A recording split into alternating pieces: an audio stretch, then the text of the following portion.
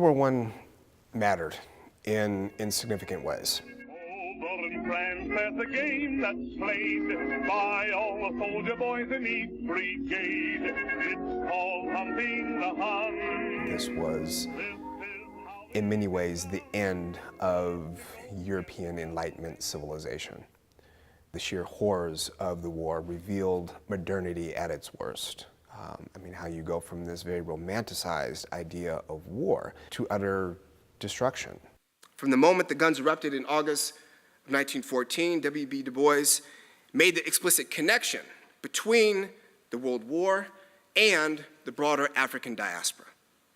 In his first musings about the conflict, Du Bois warned African Americans against, quote, supposing that the present war is far removed from the color problem of America.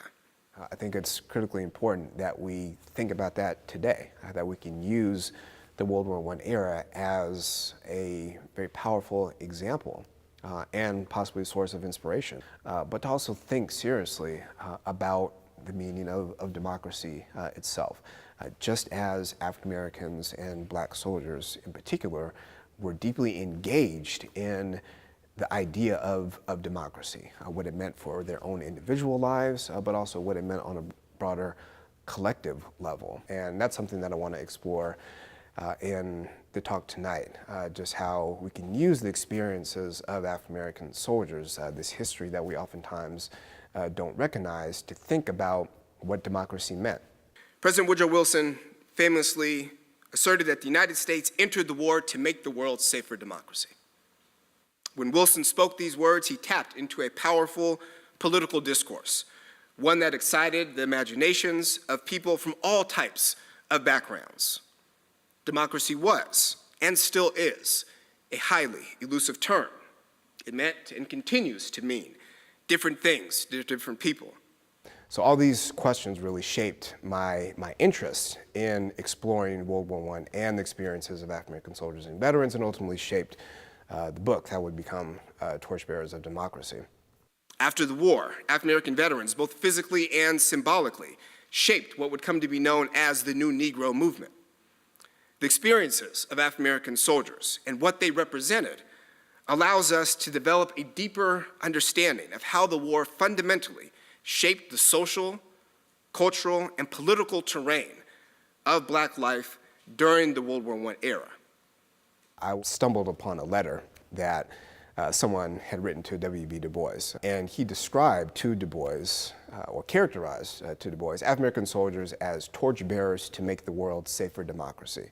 So kind of invoking Woodrow Wilson's famous phrase in his war declaration speech that the United States is entering the war because the world must be made safe for democracy, right? So how African Americans, as well as other groups, really appropriated this phrase, this discourse of democracy, but was fascinated by how he applied it to African American soldiers. So at the time, I thought this just sounds like a great title for my dissertation, which would eventually become my book. But then began to think more critically as I was working through the writing and the research, just what did it mean to characterize black soldiers as torchbearers of democracy. And this really caused me to think critically about just what democracy meant at the moment for African Americans, this highly contested, very elusive, very controversial term, how it was something that was certainly denied to African Americans, but something that they still fought for and state claim to through participation in the military during the war. But also made me think about what did democracy mean in a broader historical context for African Americans. What does democracy mean today?